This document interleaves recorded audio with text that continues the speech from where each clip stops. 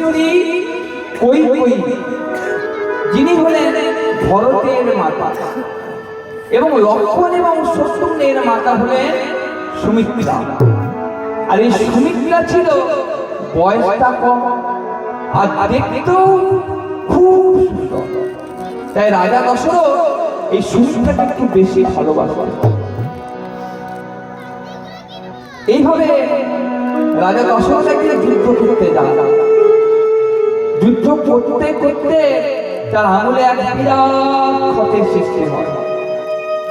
সেই ক্ষত কত ডাক্তার বুদ্ধি সাহেব আসে, কিন্তু কেউ ঠিক করতে পারছেন না। ঠিক সেই সময় একদিন এক বৃদ্ধ হাকিম সাহেব এসে বলেন, মহারাজ মহারাজ, আমি আপনার এই আঙুলের রক্ত ঠিক করে দিতে পারি, যদি আপনি আমার কথা মতো কাজ করতে পারবেন। তার রাজা দশরথ মনে মনে ভেবেছিলেন তিনি হয়তো আর বাঁচবেন না। যেই না খবর পেয়েছে যে উপায় আছে, তো বলতে লাগলেন, হাকিম সাহেব বলুন কি করলে আমি সুস্থ হয়ে উঠব। মহারাজ, আপনার ওই 3 জন স্ত্রী রয়েছে না, ওই 3 জন স্ত্রীর মধ্যে আপনার এই আঙুলের রক্ত যদি কেউ মুখে করে টেনে টেনে চুষে বার করে দিতে পারে, তাহলে আপনি একদিন ঠিক সুস্থ হবেন। রাজা দশরথ মনে মনে আজ অতিরিক্ত আনন্দিত। কেন জানেন? কারণ রাজা জানে তার স্ত্রীরা তাকে খুব ভালোবাসে। তাই রাজা দশরথ আজ মনের আনন্দে ছুটতে ছুটতে ছুটতে উপনীত হলো কোথায়? উপনীত হলো তার বড় স্ত্রী কৌশলার কাছে। কৌশলার কাছে গিয়ে বলো, কৌশল্যা, তুমি শুনেছো কৌশল্যা হাকিম সাহেব কি বলেছে?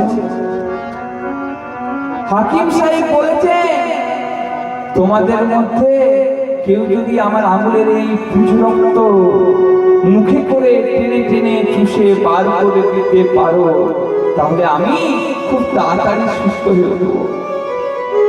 কৌশল্যা, তুমি পারবে কাজ করতে? যেই না এই কথা বলেছে রাজা দশরথ, কৌশল্যা চুপটি করে দাঁড়িয়ে আছে। কি গো কৌশল্যা, তুমি পারবে কাজ করতে? স্বামী, তুমি আমার পতি, তুমি আমার গতি, তুমি আছো তাই আমি আছি। কিন্তু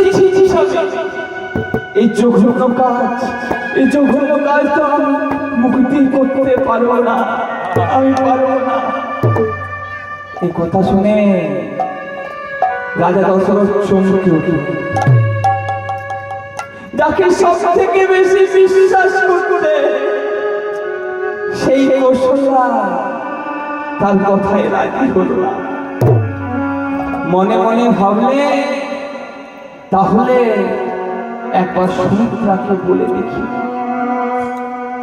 আর সুমিত্রার কাছে ছুটতে ছুটতে গিয়ে বলল, সুমিত্রা, তুমি শুনেছো? সুমিত্রা, তুমি শুনেছো হাকিম সাহেব কি বলেছে?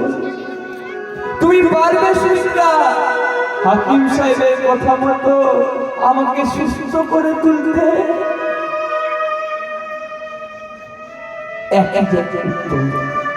আর সুমিত্রাও কিছু বলছে না, ওই ঘরের মধ্যে চুপটি করে দাঁড়িয়ে আছে। সুমিত্রা, তুমি এ কাজ পারবে না, পারবে না। তুমি আছো বলে আমি আছি। স্বামী, তোমার জন্য আমি আমার জীবনটা দিতে রাজি আছি স্বামী, কিন্তু ছি স্বামী, এই জঘন্য কাজ আমি যে মুক্তি করতে পারবো না। রাজা দশরথ তাকে সব থেকে বেশি ভালোবাসতে সুমিত্রা, আর সেই ভালোবাসার মৃত্যু ঘটল। আর যেই না সেই ভালোবাসার মৃত্যু ঘটলো মা, রাজা দশরথ মনে মনে সিদ্ধান্ত নিলেন, তাহলে কৈকেয়ীকে বলে কাজ নেই, কৈকেয়ী গো বলে কাজ নেই, কৈকেয়ী ও তো এই কাজ করবে না। তাই মনে মনে ভাবলে তাকে হয়তো খুব তাড়াতাড়ি ওই ভগবানের কাছে চলে যেতে হবে। কিন্তু মা, এই কৈকেয়ী তাকে সব থেকে কুটিল এবং খারাপ চরিত্র হিসাবে দেখা হয় রামায়ণে। এই কৈকেয়ী খারাপ ছিল না, খারাপ হয়ে গেছিল কুসঙ্গে পড়ে। কথায় আছে আমার, সৎসঙ্গে সর্ববাস, আর অসৎসঙ্গে পদে পদে সর্বনাশ। কৈকেয়ীর এক দাসী ছিল, যার নাম ছিল মন্থরা। আর এই মন্থরা আর কুমন্ত্র নয়, কৈকেয়ী খারাপ হয়ে গেছিল। জানে না সেদিন কৈকেয়ী রাজা দশরথকে গিয়ে কি বলেছে জানেন বাবা? স্বামী, তুমি ওদেরকে বললে, এই অভাগিনীটাকে একটি বারের জন্য বললে না। আমি কি অপরাধ করেছি?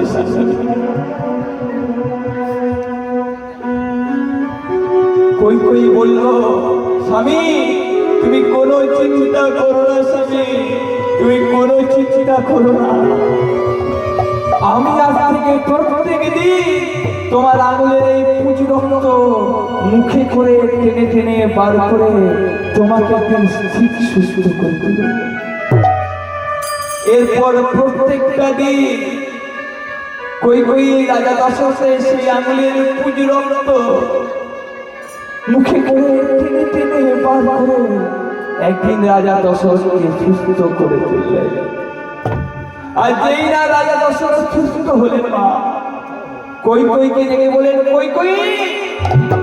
কৈকেয়ী তুমি খুব উচ্চ মানের নারী, আর তোমার এই উচ্চ মানের কাজকে স্বীকৃতি দেওয়ার জন্য আমি তোমায় দুটো বর দিতে চাই।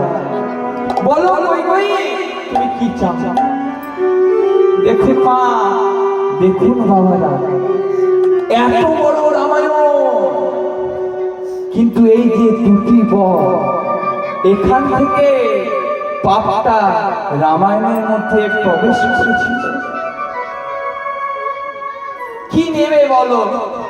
সেদিন কৈকেয়ী বলেছিল, স্বামী এখন আমার কিছু চাই না, তবে পরে দরকার হলে তোমার কাছে আছে। আর সেই দরকারটা হতে আর বেশি দেরি হলো না মা, রাজা দশরথ মৃত্যু হচ্ছে। মনে মনে ভাবলেন বংশের বড় ছেলে রামচন্দ্রকে করবে এই অযোধ্যার রাজা। কিন্তু রামচন্দ্র যদি রাজা হয়, তাহলে রাজমাতা কি হবে? কৌশল্যা।